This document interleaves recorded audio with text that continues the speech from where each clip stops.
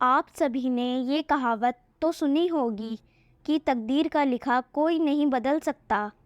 इसका खेल सिर्फ तकदीर लिखने वाले को ही पता होता है और तकदीर हमेशा कर्मों से बनती है।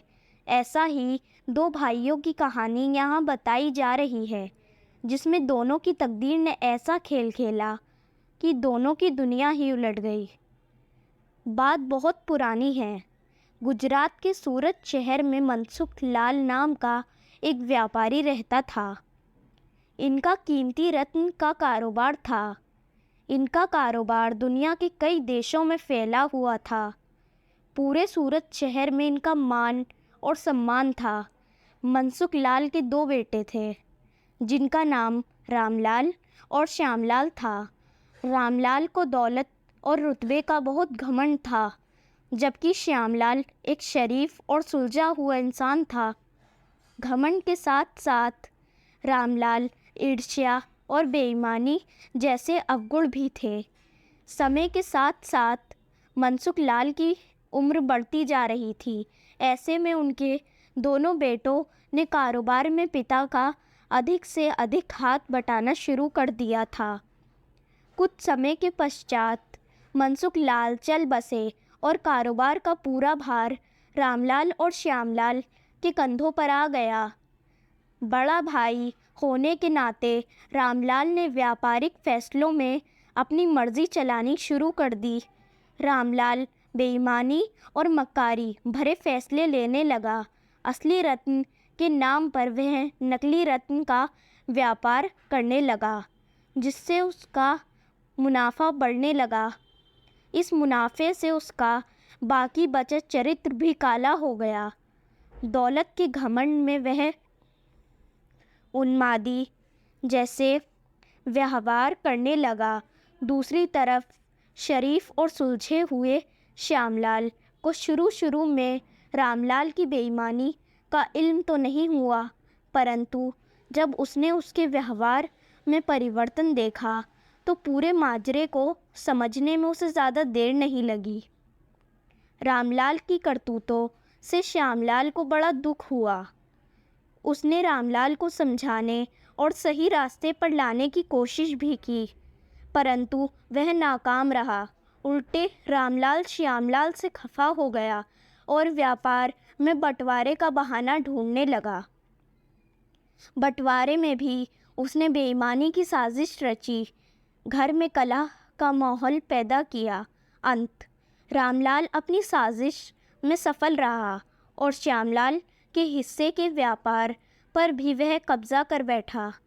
रामलाल के व्यवहार से दुखी होकर श्यामलाल ने शहर में दूसरी जगह अपना ठिकाना बनाया और रत्न के अपने व्यापार को नए सिरे से शुरू किया। ईमानदारी की नींव पर शुरू हुआ श्यामलाल का व्यापार जल्दी ही चल निकला। एक तरफ जहां श्यामलाल की ख्याति देश और विदेश में बढ़ने लगी, वहीं दूसरी तरफ रामलाल की करतूतों की पोल खुलने लगी थी। नकली रत्न के व्यवहार के कारण रत्न बाजार में रामलाल की साख को ज़ोरदार धक्का लगा और उसके व्यापार का दायरा सिमटने लगा। अंत नौबत यहाँ तक आ गई कि बाहर क्या, अपने शहर का भी कोई व्यापारी रामलाल का नाम लेने से भी तौबा करने लगा। अब तो नौबत यहाँ तक आ गई कि रामलाल को धन के अभाव में अपना घर, दुकान, सामान तक बेचना पड़ रहा था।